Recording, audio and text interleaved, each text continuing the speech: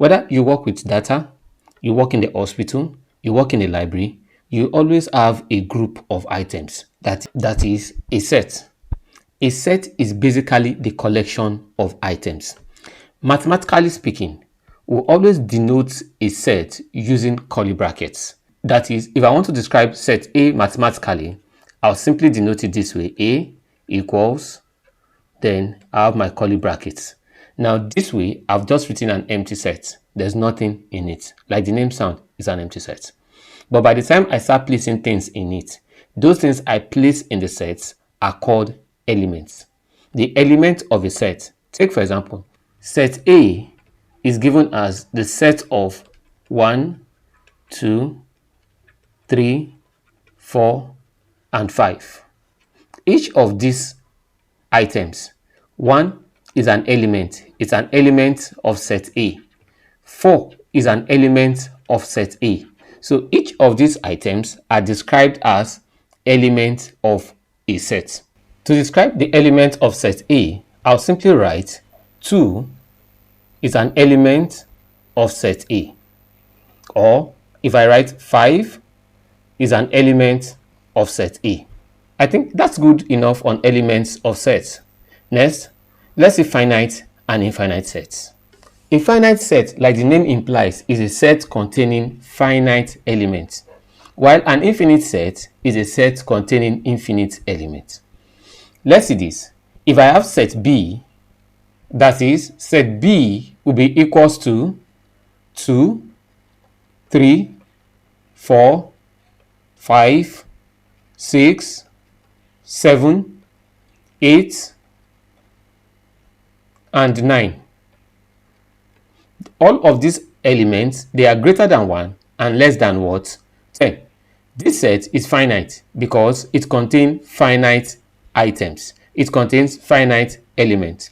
But an infinite set, like the name implies, contains infinite elements. Take for example, if I talk of set C to be equal to the set of all positive integers, that is, set C will now contain 1, 2, 3, and it contains to infinity because it's a set of all positive integers. So such set is said to be what? An infinite set. Now, let's take a look at subsets and supersets. A set A is considered a subset of set B if it contains some or all of the elements in set B. Now, if set B is equals to 2, 4, 8, 6, and probably 10. Let's close it here. And set A is equals to 2 and 8. Obviously, we're saying that set A is a subset of set B. But if set B is a superset of set A. Note the denotations. While these represent my subset, these represent my supersets. When are two sets said to be equal? Two sets are said to be equal when they contain same elements irrespective of the order of arrangement.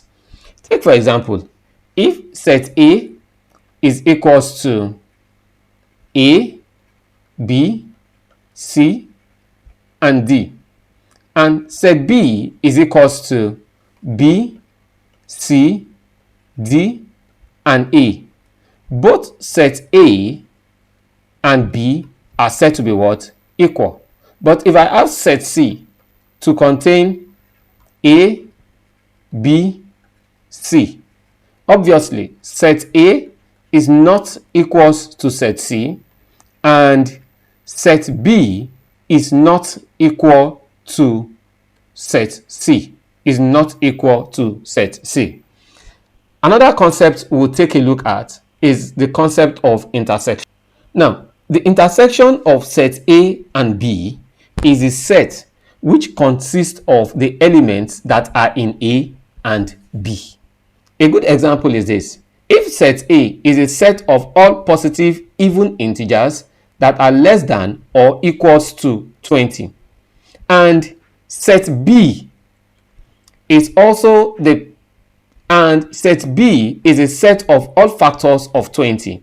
That is, set A is equals to 2, 4, 6, 8, 10, 12, 14, 16, 18, and 20. That is, and set B will contain 1, 2, 4, 5, 10, and 20.